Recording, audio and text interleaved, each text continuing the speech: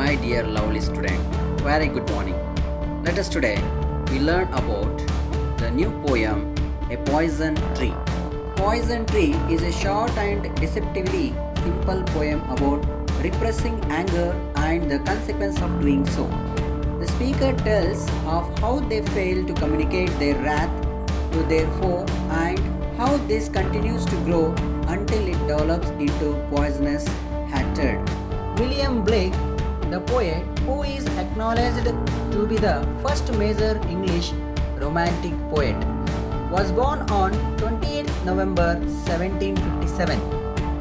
The poem A Poison Tree is included in his famous work Songs of Experience, published in 1794. The poem A Poison Tree by William Blake is about the ill and corrupted effect of anger. The poet tells us how that once he was angry with his friend and told him about it. In this way, the anger vanished away. However, on the other hand, he was angry over his enemy too, but because he never told him about it, the anger kept growing in his mind against him. He forced himself to keep it hidden from his enemy and would use to make fake smiles in front of him.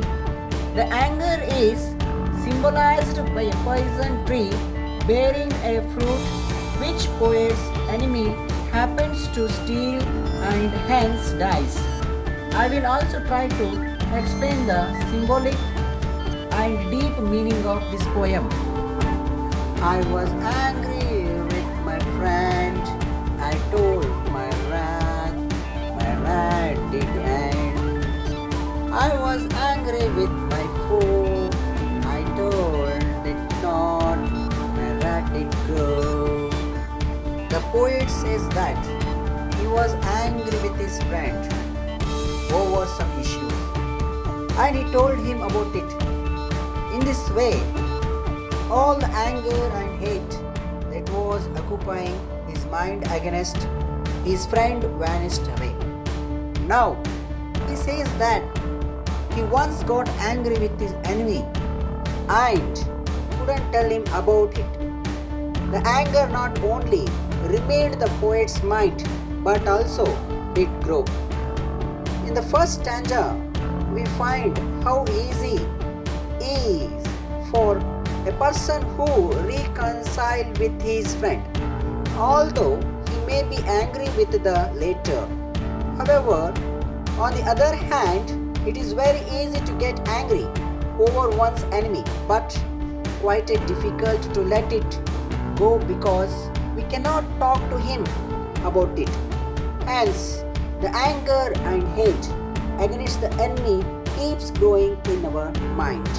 And I watered the 18 fears, night and morning with my tears, and I served it with smiles, and with soft decideful wiles. The poet says that he watered it every day and night in fears of closing his anger before his enemy, and tears that came out because of hate. The lines mean that the poet failed to give up his anger.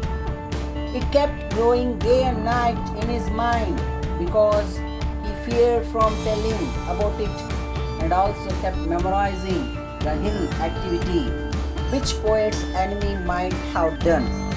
In the third line, the poet says that he served his anger with smiles and soft, decideful wiles. It must be noted that the poet is symbolizing his anger as a tree which is growing in his mind. Thus, as a tree grows well in the sunshine, the poet's fake smile also led the tree of anger to grow. The deceitful tricks and plots used by the poet to hide his anger were like icing on the cake. All of these things made the tree of poison grow up in his mind.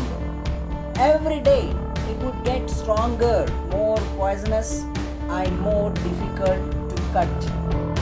And it grew both day and night, till it bore an apple bright.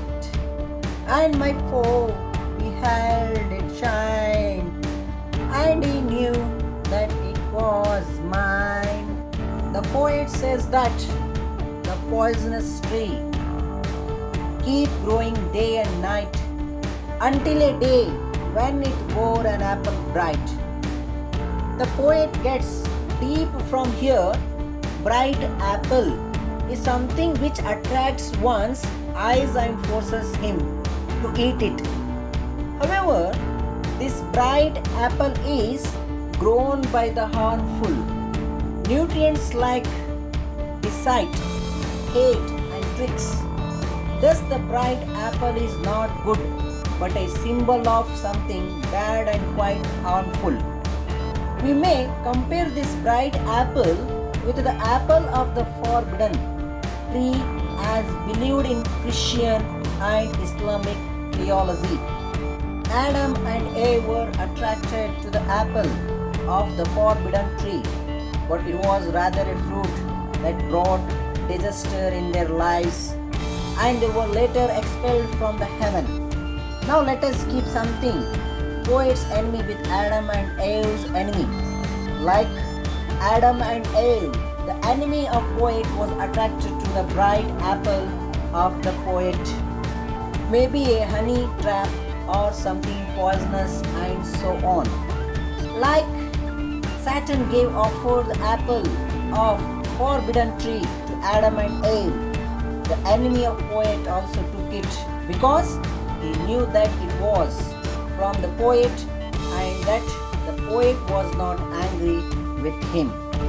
And into my garden stole when the night had veiled the pole. In the morning glad I see my foe outstretched beneath the tree. Now, like Adam and Eve, the poet's enemy stole the bright apple that is was trapped in the plot from the garden in the dead of night and ate it like Adam Eve did. Now in the morning, the poet is glad to see his enemy lying dead beneath the poisonous tree, like Satan was pleased to see Adam and Eve being expelled from heaven. The poet, I think, is trying to say that anger makes one Satan, and in pursuit of taking revenge, one forgets that the other person is human too.